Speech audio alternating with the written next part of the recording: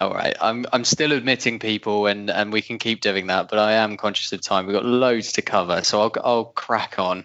Keep putting your thoughts into the chat throughout this. We are being recorded. So you won't be able to kind of give your voice, but we will hang around at the end if you've got questions and you want to come off camera, etc., and we can take it off recording. But this is being recorded because all of our stuff is accessible via our LinkedIn page and also our YouTube page. So marketing would probably kick me if I didn't introduce just with that. But welcome everyone. Thank you for joining today. I really appreciate you taking the time. I know it's a busy one. My name is Anthony. I'm a client director here and business psychologist who work alongside Claudia and the wonderful team at Bailey and French across private sector and public sector as well. So really pleased to be a part of this. Claudia, welcome. Thank you, Anne. I am also a client director and a business psychologist. I'm just finishing up my master's, so we'll talk through a little bit what I found in my most recent research as well.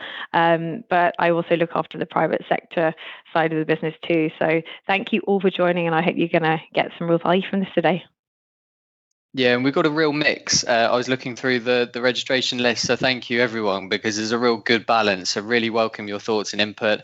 And those of you who are new to Bailey and French, by the way, I know not all of you are, but there are some of you who haven't heard from Bailey and French before.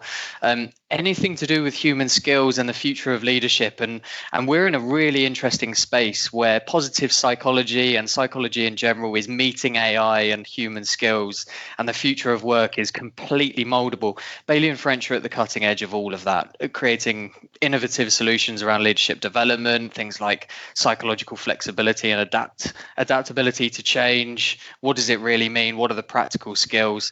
And plugging in all of the evidence-based research behind that, which we will go through today. And Claudia and I were kind of looking at this about 4 months ago when we picked the topic, and we were going, well, what does it really mean? And we've done a few around communication and motivation through change. So if you want to have a look back at some of those, but flourishing felt like, and Gallup have just published some of their report on thriving. Flourishing is obviously subtly different, but it all comes under the banner of how are we keeping people engaged? How are we reducing change fatigue as our organizations kind of continue to contend with constant change and bombardment of things going on and people not necessarily performing or feeling like they're performing at their best. It's no longer quiet quitting, it's quiet cracking, which is an interesting topic in itself, right? So we'll be touching on all of those things. We'll obviously look at the core models around flourishing. So for example, PERMA by Martin Seligman, we'll have a quick look at that, but we'll also introduce a bit of is this still relevant today? And what are the things that we can probably do and start to think about slightly differently around the PERMA model or some of the existing models of human flourishing? And what does that really mean for all of you wonderful people who are trying to actually do this in your organizations? What are other organizations doing? And what are Bailey and French doing in terms of building some of these skills and mindsets around human flourishing? So welcome your questions throughout as well in the chat. But Claudia, kick us off. What's going on in the world of flourishing and human flourishing? Absolutely. Well, first up, we've got a wonderful little stat here. So as Ant kind of mentioned, Gallup's 2025 report shows only 1 in 5 employees feel like they're truly thriving at work, which is obviously not great. And that number is actually declining, and that's despite more investment in well-being, leadership programs, and culture initiatives than ever. So the big question is, what does it really take to flourish at work today? So I'd love to just understand, we've kind of covered already, but just chuck in the chat, what does flourishing mean to you at work? I mean, we've obviously had a few things around happiness, success, empowerment, being your best self, alignment, trust, amongst others. But, for me personally, it means flourishing is all about being in a flow state. So I feel like I'm a bit competent and have confidence in my own ability. And what does it mean for you? Yeah, I can't remember. I think it was Victoria. You said being your true self. I really resonate with that. I want to be able to feel like I can take on the difficulties and challenges of work, which can be fun. They can be difficult, but doing it in a way that I then feel Like I can still be my fun, energetic, the best version of me because I'm not overwhelmed by the significant pressures that I might be feeling. So for me, that kind of being your true self, aligning my values and my strengths and having that mental capacity, despite all of the change and change fatigue I might be feeling. Definitely. I love that. So I think, based on decades of research since Festinga in the 50s, talked about thriving, and something we often realize only happens after it happens. And it depends a lot on how we see things and what other people make us believe about it. So Gallup says you're only thriving if you rate your current life 7 out of 10 or higher, and your future life 8 out of 10 or higher. So the good news for leaders and organizations is that you don't need to focus on ensuring people thrive every day, which is quite, time intensive, costly, and ineffective, but instead focusing on ensuring that your leaders are creating environments where people can later recognize their growth. So I think that's a really important piece, isn't it? Because we often think about thriving and flourishing in the moment, and that is really difficult. If you think back to any really challenging moment in life, have we ever felt it at that moment that we're flourishing? Or is it something that we look back on and go, actually, do you know what? I smashed that. It was really tough and really difficult, and a lot changed for me. And maybe I made a significant life decision in that time, and that was really difficult. I moved house, or I had kids, or whatever it was, and it was all chaotic. But I came away from it a better person, a stronger person. Maybe I learned a few things along the way, and I really do resonate with that, thinking that flourishing is something that we look back on, not necessarily something that we see and feel in the moment. I think that's fair, isn't it? I think a lot of people can probably think of some ideas for, like, even for me, working full time, doing my master's full time. It was really intense at the time, but I've learned so much about my resilience because of it, and my competence. I think probably confidence is built as a result of that. So I can totally understand what you're on about there, Ant. So I think flourishing is really under threat because we've got lots of things around AI, automation, which is really eroding the meaning of our work. That's taking away the kind of us connecting a little bit more to what we're doing on a day-to-day. We're also quite overwhelmed with constant restructures. There's a lot of restructures going on in the world at the moment, especially because of AI, but also among other things, macroeconomic impact on organizations at the moment. You've got change fatigue really making people feel quite drained rather than energized, and that certainly doesn't encourage an environment for people to flourish in. And you've got things around, there's slight issues around trusts with hybrid working and culture gaps, and I think it's really harder. The hybrid and dispersed working is making it harder to build psychological safety that people need to feel like they can build relationships with people and really truly thrive at work and have that just really feel that they have that opportunity to flourish ultimately. So I guess, if flourishing is so strongly tied to performance, why are fewer people experiencing it today? That is my question. So we're going to put a poll to you and ask you, which of these feels like the biggest barrier to flourishing in your workplace right now? So, is it the overwhelm from change or restructures? Is it the loss of meaning and purpose that you're experiencing? Is it lack of trust or connection in the hybrid working, or if you're remote, or anything else? Feel free to just pop it in, and we'd love to hear from you to understand, what you're currently experiencing at the moment.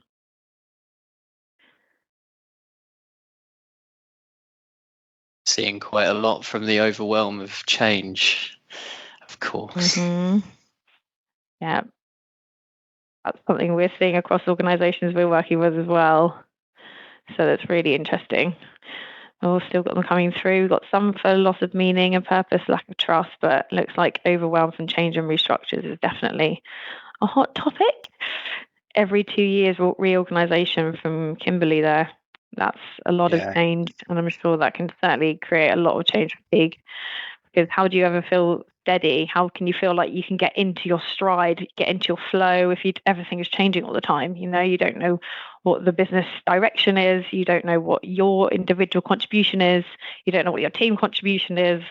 So short-term budget planning as well from Rachel. We've got funding cycles feeding short-term, yes, and future uncertainty. Yeah, I think a lot of people can resonate with that as well. I think they kind of tie in Rachel and Naomi's point, to be honest, there. Okay, brilliant. Okay, so I mean, this is exactly what the research is pointing to, and where psychological flexibility becomes really important. So we've done quite a lot of sessions on that. But before we kind of dive straight into the wonderful part of psychological flexibility, Ant, would you like to share a little bit more on how we can actually thrive at work? Yeah, and it's really interesting seeing people's thoughts. And by the way, you're all lazy because none of you put other. None of you put other. I mean, come on, there must be something else. Though, I'm just gonna put it in the chat. Yeah, to be fair, you did. But it's really hard, right? And I would encourage you to have a look back at the motivation through change work that we did last month, because how do you start to feel positive and feel like you've got traction and momentum and positive emotions and everything that's so important to flourishing and human flourishing, which, as we've already said, is a bit of an elongated state. It's not necessarily something that you feel in the moment. How do you do that when you think either change has already happened and it's really tough, or it's likely to be round the corner, and probably both, to be honest? We were talking last time that, there's about 9 significant changes that happen in organizations every year at the moment, and it used to be 2. And the pace of AI and different tech that's going to be changing, it's changing services, it's changing operational process, it's changing everything about organizations. So we are having to kind of prepare people ready for these changes. And exactly that, you've got things like targeted layoffs. Kimberly, you're absolutely right. So how do we put positive psychology at the heart of all of this change when it is inherent to be quite negative? And negativity bias, those of you that know about positive psychology, although the practice is primarily focusing on what's working and how do we move forward, negativity bias naturally creeps into human beings' thought processes, and we feel the negative more than we do the positive. So the purpose with this, and I'll run through the PERMA, but it's almost the question that we should be asking ourselves is, yes, do we have the skills to do this? Do managers know about this? Do they ask the right questions around these things? Are they equipped with the right tools for this? But also, do they have the right mindset to do this a little bit more intentionally when themselves are burning out and don't necessarily have the engagement? Because this practice is not inherently humanly easy. Is that a word? I don't think I've phrased that particularly well, but you get what I'm saying. This stuff doesn't come naturally if you're already struggling. So just to run through the model for those of you who may have not heard of it before, but just bring it to life. Positive emotions are not just those things that we talked about at the beginning, where we're talking about happiness or just being generally positive. These are really specific things that you can ask people. When was the last time you felt proud for something you've achieved? What gave you joy this week? What was something that gave you a sense of self-efficacy and self-belief and self-confidence? These are all types of very deep level positive emotions. So although everyone's going to be pretty well equipped at, hey, how's your week? How are you feeling good today? What are you grateful for? Those things are pretty surface level. Are your managers taking things to the next level and asking those deeper level questions around positive emotions? And are you doing it as teams? Because you shouldn't just be relying on leaders, right? We know that actually your team habits have significantly more, I think it's something like 37%, significantly more impact on your experience than most things in your life. And you spend more time with your team than you do your loved ones, unfortunately. So it's a really interesting one. And engagement. So in the PERMA model, this is actually more about strengths. This is about, are you doing things which are aligned to the things that you find naturally energizing? Because if not, and you only have to spend 10 hours a week doing those things, it doesn't have to be a lot. It doesn't have to be the perfect role for you all the time, but just 10 hours a week. Now, how many of people in your organizations are just asking the question, have you done your 10 hours this week? Of things that you've naturally wanted do. And that doesn't mean they just go off and do random projects. Actually, it's just better and more effective delegation. And if you're delegating a task that maybe doesn't align with someone's strengths, maybe you're just helping them reframe and coach them as, well, it might feel like a really detailed report. And I know you don't love detail, but this is really strategically important. And I know you love doing strategic thinking. It's how we ask the better questions of our people, and make sure it's not reliant on leaders. I won't go through all of these. Have a look at the PERMA model. We've done loads on human flourishing and the PERMA model previously. But the other one that I just wanted to touch on very quickly was around meaning. And AI, we know, is starting to erode some meaning, because how can I put loads of effort into this spreadsheet or this project when an AI agent's going to do it for me, or potentially could do it for me in 6 months' time? Where do I now fit in this organization?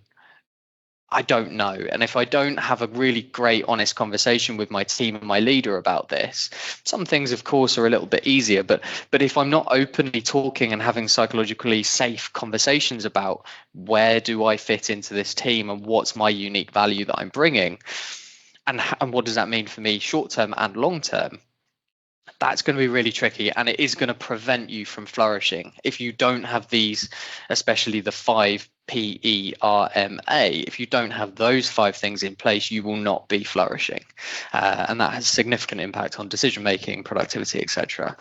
I will stop talking though, because Claudia, you've done loads of research on this, and you're currently doing your master's on this. Tell us a little bit more about that side of things. Yeah, absolutely. So I guess, so in support of understanding real true employee engagement at work, I really wanted to get under the bonnet and understand what the key sort of factors were to help drive this, and help people flourish at work ultimately. So we talk about engagement all the time, but often it's treated as something organizations kind of buy with perks, or like measure once a year with a survey.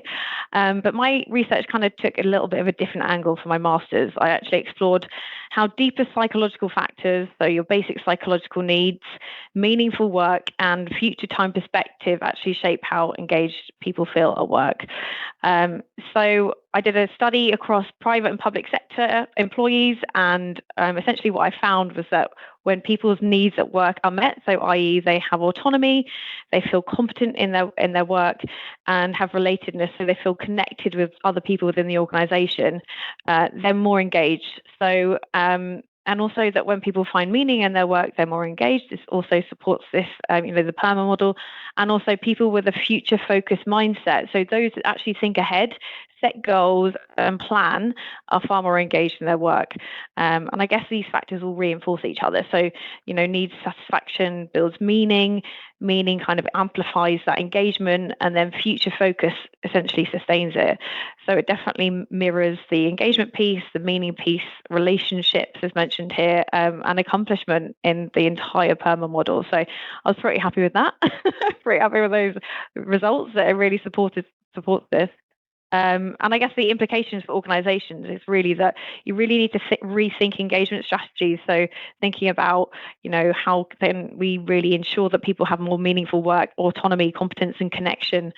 Even just coming down to designing jobs differently. So roles should really allow people to feel capable, make decisions, and connect with others, embed that purpose, and encourage a future focus. So supporting career development, goal setting, and long-term kind of career conversations that should be having within organizations. I mean, a lot of companies do this anyway, but this just really reinforces that. So we've got our next poll, which is around, we'd like to hear from you.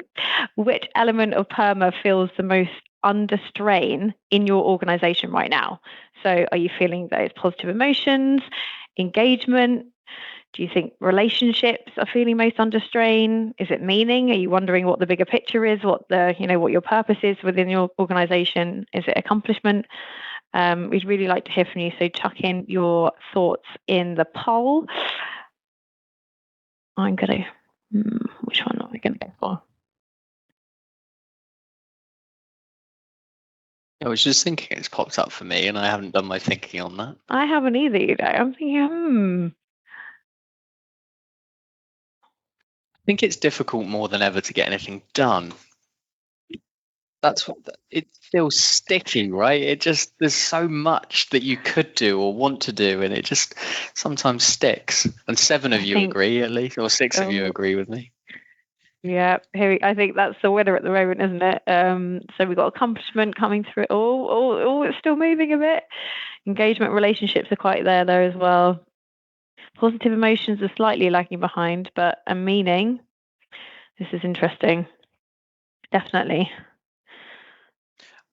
Saw a good HBR article on this actually, and I've got a post coming out about it. But it was around how AI is definitely going to be the root cause for a lot of this stuff. And I put this in the chat just then. But it's also going to be potentially some of the ways that you can fix this. You know, for example, could you start to create process and team habits around the perma model, and just getting people to respond differently and come up with some fun activities. That might be a really nice quick win for your team. If you are thinking, well, how do I start to embed perma properly? Yeah, it's really interesting, but especially if it's around accomplishment, there's some quick wins that you could find there. Yeah, I love that. Brilliant. Okay, so let's dive into the R that we added a little bit more on psychological flexibility. So this is the psychological flexibility model, and it's very much based around, it's drawn from acceptance commitment therapy in a clinical setting, and we're actually just like to apply it to the workplace. And it's actually the ability to stay open, adaptable, and values driven even in the face of stress or change. It's not about ignoring difficult emotions, but actually just kind of choosing how we respond. And this is something that we have worked with quite a lot of organizations on, actually. So we've done some sessions with the likes of Ocado, the BBC, and many others to try and help with acceptance of change and really understanding that it can actually be quite positive sometimes, and really sort of reframing. So acceptance is obviously just the acceptance of change. Cognitive diffusion is really referring to having sort of distancing, just kind of just checking yourself and just making sure that actually, rather than getting really emotional about it, just taking a step back and kind of considering what's going on. And that also comes down to present moment awareness. And values clarification is really just kind of making decisions based upon what your values are.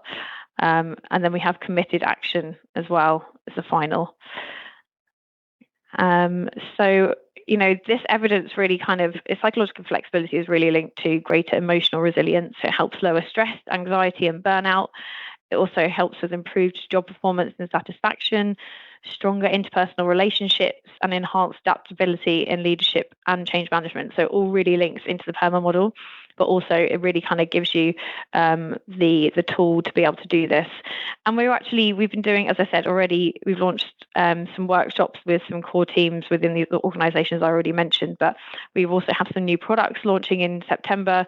We're actually doing a conversation map, which essentially is a guided conversation, which enables honest conversation around how people are feeling about change and how they can really sort of lean into the pillars of psychological flexibility to help navigate that more effectively, and really result in better performance overall within the workplace. So it's been really effective so far. So, Ant, I know you'd like to tell us a little bit more. Yeah, it's a tough one. Yeah, it's a really tough one, right? Because we are also talking here about people maybe fighting for jobs.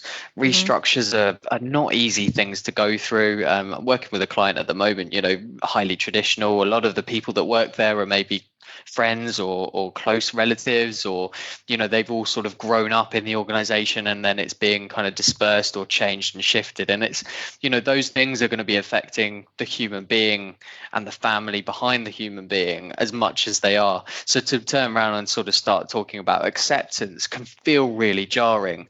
So one of the kind of really important things to remember when we start to think about this in our strategies is more about just having that really honest conversation that the change is happening, businesses change and they need to change. Here's why they change.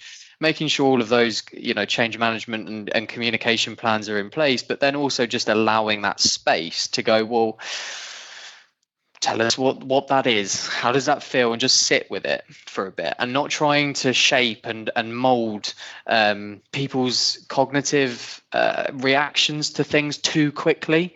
Actually, I think someone mentioned earlier, that short-term vision, the short-term budget planning, that everything's quick and short-term. And actually, sometimes you just need people to sit with it for a minute, because that's going to help them then move through that kind of that cognitive diffusion, being in that present moment, and start to adapt to that change a little bit easier. And to be honest, it's more about staying open rather than actually shifting and adapting the thought process. It's like, how do we continue the conversation rather than we've just communicated it and everyone's shut down, because that then closes the door and becomes where you've got all sorts of issues with engagement, motivation, performance. What we're saying here is PERMA is a really brilliant way to help people come up and approach things with a solution mindset. If you've got those core foundational things in place, you're going to level up the trust, and people are going to approach those conversations with a slightly more open mindset. Then you're layering the psychological flexibility, because change is inevitable, but how we respond to it is our choice. And the better that our leaders are at having those conversations, and the better our teams are together as a collective having those conversations, the better it is for everyone. So it's a really important model. Just thought I'd share that. Yeah, I love that, Ant. And it's not easy to implement. So one of the things that we were going to do, but I'm curious to know how people are thinking and processing this information. So do keep your questions coming onto the chat, because you might be sat there going, man, this just doesn't feel right. Or what does this mean practically? I've got 3 examples here that are just ways that we've started to implement some of the skill development programs, etc., into organizations. Whether you are an enterprise, 100,000 person organization, we've actually been supporting this company for a long time. Major transformation, many restructure. I think, as someone mentioned over on the chat, change every 2 years. That's kind of how it works and how it operates. It's almost become what people expect, but there's a real focus right now on efficiency and do more with less, and performance and pace. And so there's no time for flourishing, or at least that's how it could be perceived.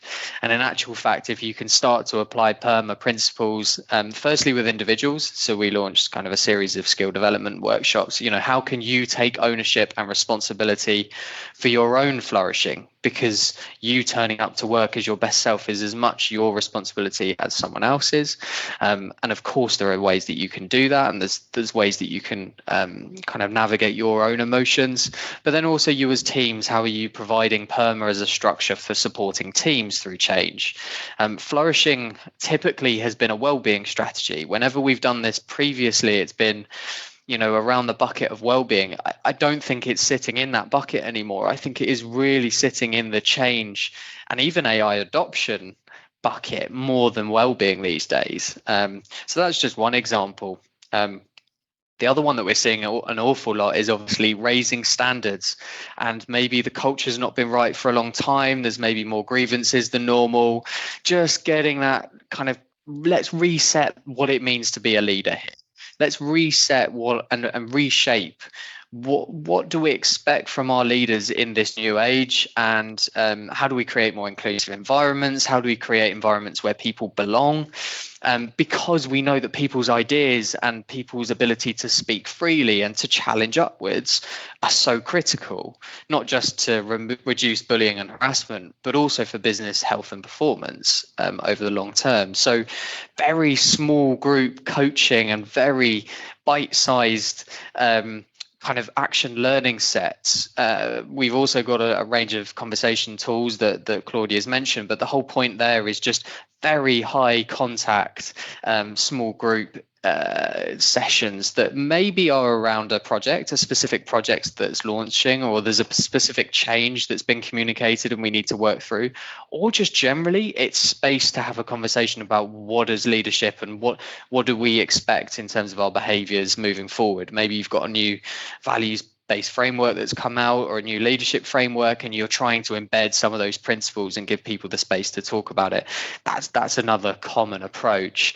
But increasingly so, this final one, this might be relevant if people are thinking about accomplishment and progress and innovation. This is all about, well, what are the underlying skills to make perma work and human flourishing work? And what are the skills that I need everyone to be equipped with? What are the senior leadership skills and the strategic skills when I'm making decisions? How am I considering perma as part of my decision-making process? Workforce planning, how am I bringing perma to life in those circumstances? And again, we're just delivering quite a lot of training in that area where we're giving people the tools, but also just equipping them with the practice. Let's role model having some of these meetings and actually bringing some of this thinking into real practice, because emotional and cultural awareness doesn't tend to happen with education. It tends to happen from let's actually work through some of the current problems, and having a psychologist there alongside you can be a really powerful way of doing that. So we've got 100+ courses that are pre-packaged and pre-made to do that, and we can pick a mix in various different ways to create pathways that you want. Or more interestingly, I think for a lot of people at the moment, because a lot of things are going in-house, is about equipping your teams and building that internal capability so that you've got the content then to go and deliver some of that yourselves. There's a range of things happening here and a range of ways that we're supporting clients, but these tend to be the three I think that we're seeing the most. Claudia, would you say? I would, and that's why we're really keen to do another quick poll and actually understand, what's really going on with you and your scenarios within your organization. So, which scenario resonates most with your organization right now? Is it around efficiency and performance? Is it around cultural and behavioral changes? Is it around consistent leadership capability or other? Please let us know in the chat. I think we've seen this all three across not all of our clients, to be honest. So be really keen to see what's the hot topic with everybody here. Looks like efficiency and performance is coming through. And I'm sure with reduced headcount, we see a lot of that. Reduced headcount, as you said there, and better efficiency, performance, but also that comes with AI as well, doesn't it? The whole point of AI and automation is to increase efficiency and performance. But is that at the, I guess the mercy of the impact of us and how we feel at work and our meaning, That's what we need to figure out. Is indeed. Right. Yeah, that's an overwhelming majority, isn't it? That's a win for efficiency and performance.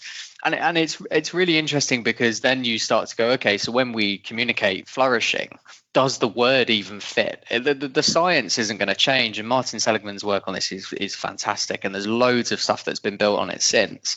But how are we getting better at tying things that sound positive psychology and potentially fluffy and are typically linked to well-being, and making them very obviously about, this is going to help us move with efficiency and performance. These are some of the practical ways that we can do it. Here's the skills that we need, and delivering, an upskill strategy as part of that. It's an exciting time, but a really challenging one to move as quickly as people need.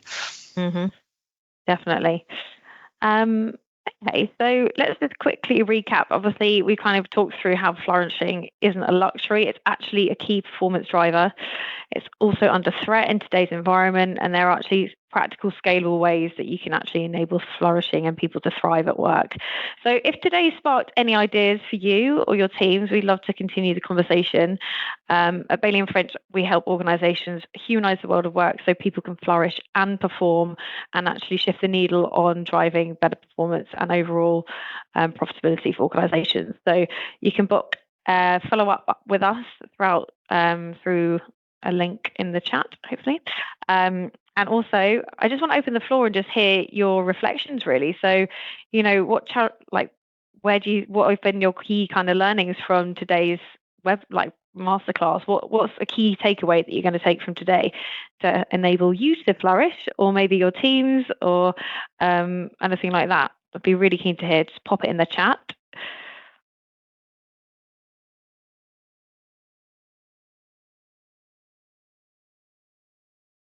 We've even just sort of seen with some of our leaders that simply starting team meetings as a strengths round, so each person sharing, what they're going to bring to the table that week, or even just we've been doing peer-to-peer shout outs as well with our team. So, just kind of redoing that recognition of people's awesome work, just really simple things like on Teams or, on Slack or whichever sort of thing you kind of use. We've got here once upon a time, a target ratio of BPs to employee ratio was 1 to 100. Wow, given AI's influence. Yeah, that's really interesting. That's a good question. I think without trying to dodge the question, what are you missing? What of the 5 pillars of PERMA, for example, are you feeling like you're not getting the chance to impact? And maybe just giving people the skills to start to do that themselves. We've done a lot around training the managers to have these types of conversations, but also train the teams, because then that kind of removes your roles to a degree where you don't have to be involved all the time. You're there as a facilitator, coach. Well, when has it happened? Why does it happen? And you're less relied on as a BP, which can be incredibly difficult when it's all the time and it's every single people challenge. You've probably got other things that you can do. So creating the coaching skills of your team and your managers is going to obviously impact that. But I don't think, I think it's different for every organization, right? Mm-hmm. Yeah, that's a really good point. I love that. Definitely, enabling the coaching mindset. We've actually recently done a session on like really building and embedding the culture of a coaching mindset, so that it's not just reliant on BPs to deliver this kind of learning. It's actually, we're giving that you give that autonomy and that competence again to the individuals across the organization. We've got Rachel here. She said I like looking at the 10 hours a week idea and reframing tasks that my team might not like. Yep, brilliant, love that. So that's all relates back to going to flow. And where have you been? Where have you felt like you've really enjoyed what you're doing? We've got Barney, key takeaway is to go and ask my team if they feel like they are flourishing at work, and if not, what I can do about it. Yep, I love that. Very simple, awesome, tangible takeaway from that. James's takeaway. Love simple, tangible takeaway. Exactly. Enjoyed the breadth of uses of PERMA, especially how it is morphing from well-being to change and AI adoption. Yes. Thank you so much for your thoughts on that, James. And I know that James and I spoke yesterday, and AI is very much a focus of your research as well. So I love that. We've got HJ Dobby. I'm sorry if I've said your name incorrectly, but the fact that we should consider PERMA in all situations, maybe ones I wouldn't have automatically considered it in. Love that. And asking my better questions of my team. Brilliant. And if you need any support with, what questions to ask, feel free to reach out to us. We're really happy to support and provide some learnings around that. We've got Denise here. Key takeaway is key skills are challenging. Leadership skills and delivery in the space, reshaping expectations and behaviours are crucial. Absolutely. Couldn't agree with you more on that one. So has anybody got any questions? Feel free to ask us anything that kind of is like maybe sparked some curiosity on how to do things in practice. And anything that kind of springs to mind. We'd be more than happy to answer any of the questions that you have in the chat, but also appreciate that if you have to dash off, that's absolutely fine too. But we, it's been awesome. And thank you so much for all your engagement. It's really important for us just to understand how everyone is kind of feeling. We appreciate everyone's feedback and contributions today. It really enables us to get the conversation going, really. It does. And do you know what? Your questions have got me thinking, because I've got some annual leave coming up on Friday, which isn't the important bit. But the important bit is me. Yeah, right. It's me going, okay, so which of the PERMA bits am I going to be focusing on my time off? Because I need to be practicing that, right? So if I'm flourishing, annual leave is there to help me relax maybe. And of course I'll have things to do with family, and I'll have things to do with friends, and I'll have chores to do. But maybe if I can just focus my annual leave on just one of them, or even just the morning of one of them, I can focus on meaning or accomplishment and solving some of those problems for myself. that is another really tangible takeaway. Asking people, well, where are they? Where are you flourishing the most? Where are you focusing this week? Or when you're on your annual leave, what do you love to do? And how does that help you flourish? And giving them that framework for a conversation. I think, yes, it's well-being. Of course it is. But it's really critical trust building and communication exercises that are going to help navigate change slightly more positively than you would otherwise. Yeah, I love that. I knew you were reflecting because you were quite silent, and so I knew that your cogs were turning in your brain there. I think my key takeaway from today is definitely the 10 hours a week idea, and reframing, I guess and thinking about where have I spent 10 hours of the week really enjoying something. I mean, to be honest, most of the time I think I do. And I know that we talk a lot around really leaning into your strengths and really finding that flow. So I'm glad that you've enjoyed it, James, and also Roxanne. Thanks for joining, Denise. And thanks for joining as well. It's been awesome to have you. And as I said, feel free to reach out to us on LinkedIn. Feel free to add us, drop us a DM, drop us. Feel free to obviously in the contact us form, fill that out as well if you've got any further questions. But thank you so much for joining us today. It's been an absolute pleasure.